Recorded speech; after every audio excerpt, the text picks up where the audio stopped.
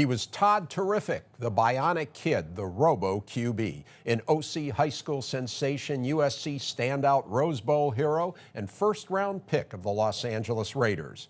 He was also Marinovich, a rebel and a drug addict. His pro career crashed, and so did Todd Marinovich. Jail time, years of rehab, one step forward, two steps back.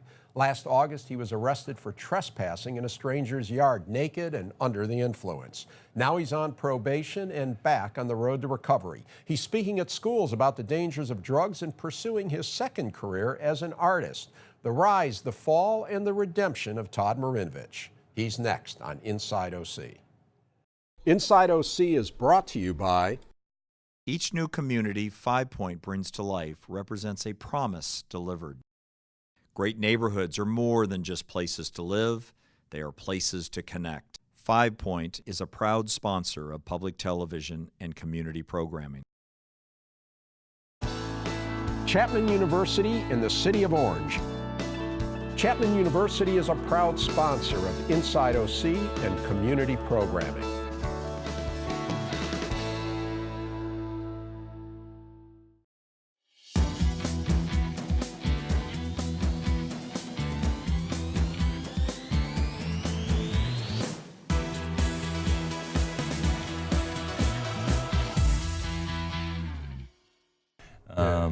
And it was a rude awakening, to say the least. Well, I'm Rick Reiff, and I'm talking with Todd Marinovich. Todd, great to have you on. Thanks, Rick. So let's, your story is one of, is it recovery, redemption? How would you explain what you're going through right now? Without a doubt, recovery. It's a beautiful process, and that's what it is. What I've found is there's no quick fix or pill.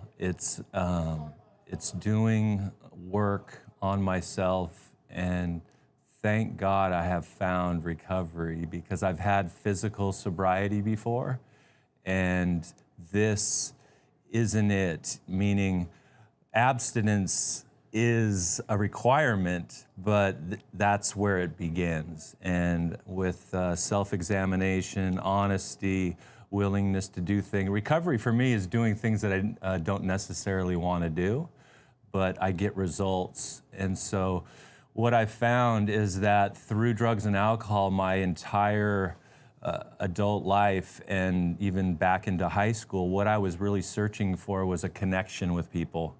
And I didn't know how to get that without drugs and alcohol. That was my solution to life, was a substance. And now that I'm free of that, I know that that's what I was longing for, was a connection. And so if I'm addicted, it might be a surprise to you, I have an addictive personality. I am addicted to connecting with people. Yeah. So some viewers out there, they're listening and saying, wow, this sounds like a guy who's getting his act together, yet the last time you were in the news was last August. Yes. And since then, it'll be clear, and we're going to talk about it more, you feel you've made a lot of progress since that incident that occurred last August. Yes, I have been, a guy came to me and said, Todd, are you finally ready to treat your illness? And you know what, it takes what it takes. My only regret is that I didn't do this years ago. What flipped the switch on? Because clearly people must have been telling you these kinds of things over the years, because as you say, you abstained, you've been on the wagon and everything. Mm-hmm. And so what was the difference this time? I wish I knew if that were true. I wish I knew that people were telling me these things, and maybe they were and I just wasn't hearing it. That could be the case. But what brought me to this point of willingness was a complete being desperate and a feeling of humiliation at a whole new level. And from that arrest, and then it was the self-loathing and guilt and shame and remorse that comes along with being a substance abuser, because to keep that lifestyle going, I couldn't be honest. And it just ripped me apart, living double lives when I was an athlete half the time, and then I'm a drug addict the other half the time, and I can't be honest with anybody. I wouldn't wish that on anybody. What happened back August, just because, everybody read Todd Marinovich is naked in a stranger's yard. How do you wind up in that situation? Yeah, Rick, good point. A lot of drugs and alcohol will get you there. And I believe that the illness that I have is progressive. And so since I've been not treating it for a long time, I get myself in situations like that, and it's not really a surprise. It's a surprise to the public, maybe, but not to people that have this and are recovering or are recovered. They kind of go, gosh, I hope he finds the solution. Right. And of course, your story is when people have followed football star and then the struggles, and a lot of that was encapsulated in that ESPN Yes. special on you, Yes. the Marinovich Project back in 2011. Let's just roll in a little bit of that. Okay. This is a love story between a father and a son who love the same things. Both of these guys are extreme, so what we get is a larger-than-life tale. People that have said that I've spent most of my life doing something that I didn't want to do in the first place, it's insane. Todd Marinovich was born and bred to be a quarterback. Father, ex-Raider. This boy has never tasted a fast food burger or fries. One of the things I struggled with is, if you're good at something, does that mean you were meant to do it? Todd Marinovich was the 24th pick in round 1. Brett Favre, a future Hall of Famer, wasn't taken till pick 33 in round 2. That says it all. We found ourselves rooting for a guy like Todd who had that it factor. A lot of them are convinced you go out and walk on water. It's probably because the Jesus sandals I wear. Todd was fun. He was easygoing. I thought he was as intuitive as a quarterback that I've ever, been around. Joe Montana, just a natural. Todd was that way in the huddle. The toll you take physically and mentally and emotionally wasn't worth the end result. And it got to a point where I just kind of want to be me. And what that is, I really didn't know. It was a scary feeling not to find out what was going on and not be able to do anything about it. His drug use was a reaction of not wanting to be that person, an escape route. Marinovich, does he go down hard? Todd was done, but nobody was done with him. And then he didn't know how to get out of it, and so he acted out. He found a way to ruin himself. He had lost everything, didn't have a bank account, didn't have a place to go. I finally got tired of going to jail, got tired of the looks that people would give me, that look of disgust. It was a moment of clarity in a sense that I finally realized that over the years of the self-destruction and self-sabotage, that who was I hurting the most? So, wow. I mean, what an early life you had, Yes. Todd. And so a lot in there about your dad. Yes. But you call him Marv. You told me you never called him Dad. You called him Marv. Talk about that relationship that you had with Marv. Marv has been a real outstanding coach throughout my entire life, but as a father, not so good. And being in recovery, what I've come to understand is that he was doing the best he could with the information that he had. And does it make it okay? No, because being a young boy, really, and subjected to physical and emotional abuse is not okay. What kind of physical abuse? Well, when you're dealing with an ex-NFL defensive lineman and they body slam quarterbacks for a living, he carried that over to the home. And so I think when I'm sharing, I do a lot of speaking around the country, and I really believe we're all in recovery, and recovery from a traumatic childhood. I don't think you can live through childhood without having some kind of trauma. And now I'm learning to work through those things. And what recovery for me is about relationships. And my relationships, I've been able to get honest with myself and be responsible and own my part in it, go to these people and really reconnect. And so me and my dad's relationship today is phenomenal. He's my best friend, and I love to spend time with him. I don't know how long he's going to be here on the planet, and so I make the most of every day with him. Yeah, in fact, you take care of him to some extent. Yes, he's getting up there in age, and all those football injuries take a toll on you, mentally and physically. And so he still recognizes me as his son. And even when he doesn't, I know, because that could... So does he have dementia or Alzheimer's? Yes, dementia. And the thing about it is, I believe if he does forget that I am his son, I know that he knows I'm somebody close to him, and that's good enough for me. So did he make you the football player that you were?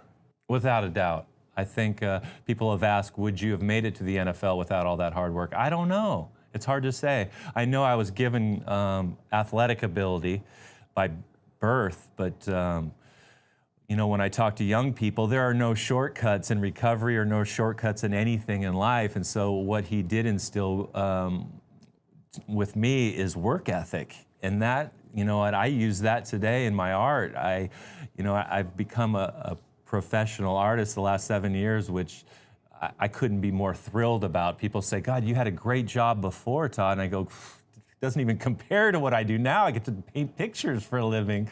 So, but what I did 7 years ago, I said, I know that there's no shortcuts. I'm gonna paint every day and to just hone my skills. And so I try to convey that to young people that there's no substitute for putting in the time. And we're gonna talk more about the art. Yes. The football, there was a lot in that Marinovich project. I want to talk to you about some of that, but there was a quote that you posed this as a question. You said, just because you're good at something, does that mean you're born to do it? And you were talking about football. You were so good at football. So let me ask you, what's your answer to that question? Just because you're good at something, does that mean you're born to do it? I don't think I have an answer for you, Rick. It's a good question. Yeah, no answer? No answer, but I know this, that now in my life, I know that I wasn't put here. I believe this with all of me. It wasn't to throw spirals. I think it was actually to get people's attention with that, and then actually for me today to deliver a message that is much needed for our youth and people in general, that because you know what, when you look at it, I was culturally speaking or socially, I was at the top. I should be happy. You know, I have millions of dollars in the bank. I'm in the top of my profession. Why do I feel this gigantic hole in my gut, and I'm trying to fill it with materialistic things, and I'm miserable?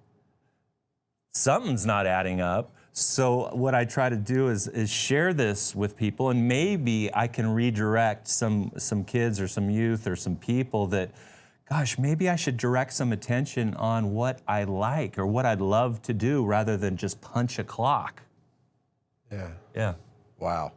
Because really, if you're doing something that you love, it doesn't feel like work. I can spend 12 hours a day painting, and am I working? Yes, but it's really not work to me because I enjoy it. I thought it was telling when you talked about that great game you had for the Raiders against the New York Giants. Yes. Yes. And your father afterwards said to you that you had exceeded his expectations. It's almost like that was the end of your football career. Correct. Because you know what, that's what drove me, and a lot of young kids, and especially boys, they want to please their old man, and I'm no exception. That's what I wanted to do. And don't get me wrong, I love the game of football. I'm a fan of it. I think it's fantastic. It's a great, outlet for people. And but I knew right then when he gave me that stamp of approval, now I want to go do what I want to do. Yeah, and it wasn't like, I want to be even better, or I want to do it. It's like, thank you very much, yes, I'm out of here. Yes, and the thing about it is I didn't know what that was. I just knew it was not showing up on Sunday, signing autographs, and being the guy, so to speak. I just wasn't okay with that. And yet you realize 98% of humanity out there wants to be that guy. Yeah, and boy, they wouldn't have blown the opportunity, right? And one more thing on football, a little ironic perhaps. You're having these drug problems. Yes. You're playing in a sport where there's a thing called steroids. Yes. Was there a lot of steroids in the locker room? Or? Oh, yes. Especially in the late 80s, early 90s, it was booming.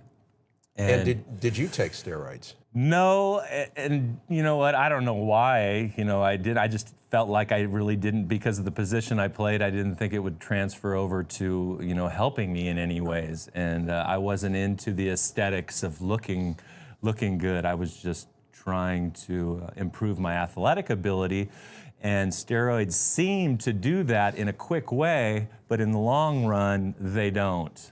They're more harmful than they are. So did you feel these guys have an unfair advantage? Or, I really didn't get caught up in it. I felt like, a few of them got so muscle-bound and a little bit on the angry side more than the norm.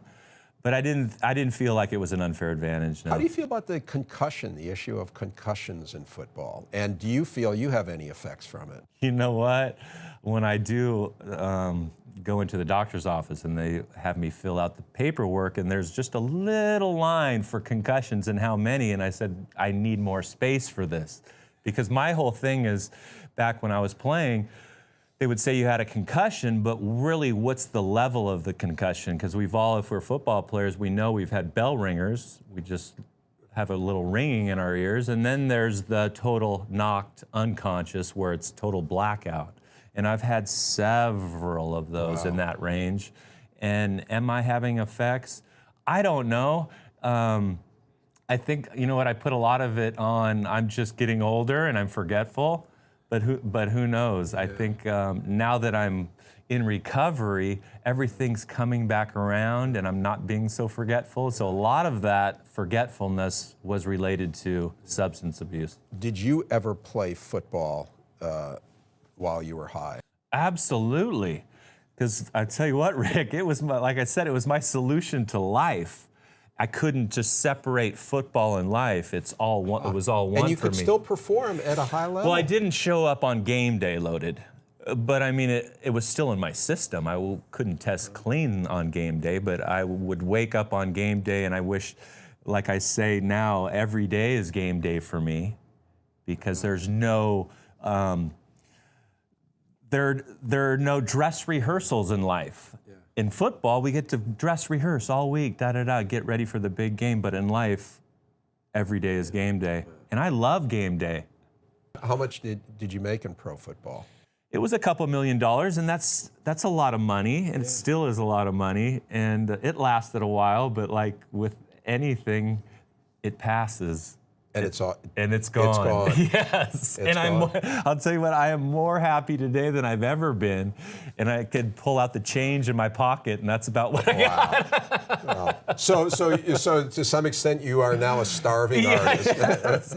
Okay. So let's talk about your art, because I think it's impressive. I think it's impressive. And we're going to look at a couple of pictures here. Okay. And this picture we're looking at right now is called The Alchemist. Yes. It looks like a self-portrait to me. And somebody told me that all paintings are self-portraits. Is it? I think that to be true.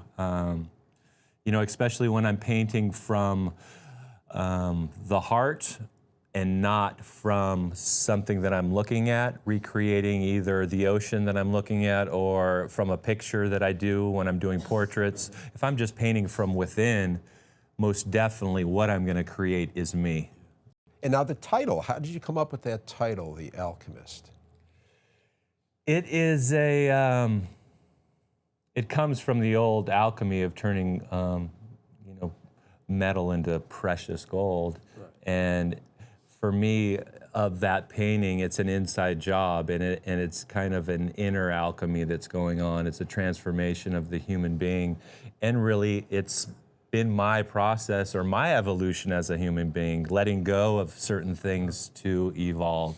All right, and let's look at another one. Rick's like, all right, let's move on. Talk about another potential self-portrait. Hey, here's one you call The Crown. Yes. And there's headlines there and everything. This kind of, this one, not much guesswork about that, right? No, and it was my grandma, who I love dearly. She taught, you know what, she gave me the one spiritual principle that I try to live by, and if we could do this, and I try to do this, is just treat people like you want to be treated. Basically, you're going to be good if you can live by that. And what she did was she started saving, like a lot of our family does, press clippings, and I came across them one day, and I went, oh my goodness, let's see if I can use these. And not all of them are flattering headlines. They're just my story. And I put it behind kind of the emotion or the feeling of living these headlines, and a scream best defines that. It looks like you've got this crown on that you're not thrilled about having that crown on, right? Right. I mean, there were, you know what, it's been a long road, Rick, and from playing at USC when you're a teen, when I go back to SC and I see the age that these kids are, I'm like, are you kidding me? That was me. And the pressure of that at an 18, 19-year-old kid is unhealthy, to say the least. And so when I go back and I see that, I have so much empathy for these student athletes that are thrown on the stage. And that's what it really was for me. I was thrown on this stage. Now deal with all this, and deal with the LA Coliseum and the student body wearing buttons that say, "In Todd we trust." And then the next week be booed right out of your home stadium. Deal with that. Yeah. And so I don't regret any of my experience, because my experience is made me what I am, and I embrace it. Am I proud of some of the antics that you mentioned? Absolutely not. But that is, I own that. I'm responsible for that, and it's helped me now live a different way. Yeah. I don't want to do that anymore. And so the great thing about me being in recovery, if I stop, what I do yesterday has no bearing on what I do today. So I live this thing one day at a time. And so if I stop doing this, Rick, you will know, because I will make headlines again. So let's hope not. And you are on probation, and you don't want to go back to jail, right? Right. So when you talk to the kids, which you are doing now, so you have had an eventful few months. I mean, you were down at the bottom last August, and you had went through the court and all that, but now you're talking to schools, right? Yes. To kids. So talk about some of those experiences. What schools have you been to? You know, it's the most, who would have thought? Because, I was, in my early youth, my sister described me as being terrifyingly shy. And that's true. That's the way I was. The only time that I really felt at home was either playing a sport, and that's why I played them all. So if you said to me a year ago that you're going to be speaking in front of student bodies, 2,500 kids, just you and the kids, or young people, I would have said, you got to be out of your mind. But that's what I get to do, and I'm completely comfortable. And so really recovery for me is sharing my story.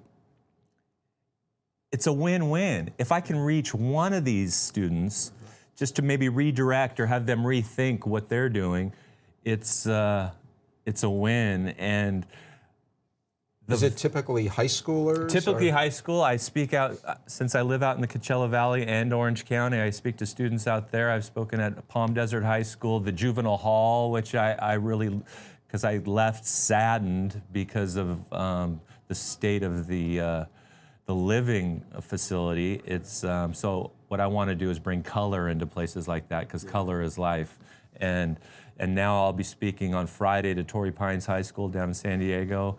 And it's about what I've found about being in recovery is being comfortable in my own skin. Is that what's the That message? is it. That's the message. If I really believe that there should be a class or a course about teaching kids how to actually be comfortable in their own skin, because I know I'm not the only one.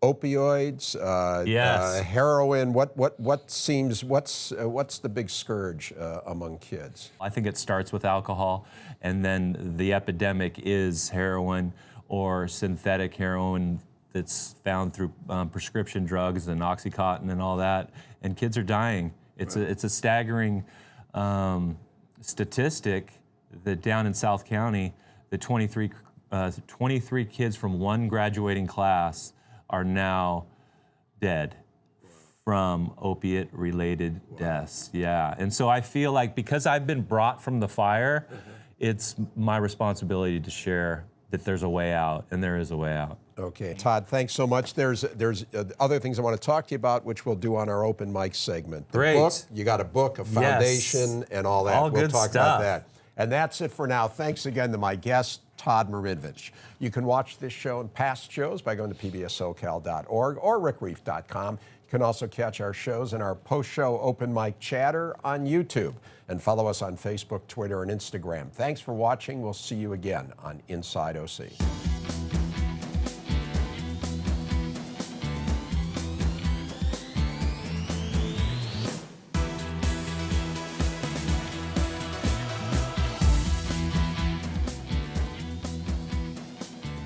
Inside OC is brought to you by... Each new community 5 Point brings to life represents a promise delivered. Great neighborhoods are more than just places to live, they are places to connect. 5 Point is a proud sponsor of public television and community programming. Memorial Care is transforming the way healthcare is delivered, keeping our communities and businesses healthy by guiding them on the path to wellness with easily accessible hospitals, physician offices, and outpatient centers. Memorial Care, leading the way.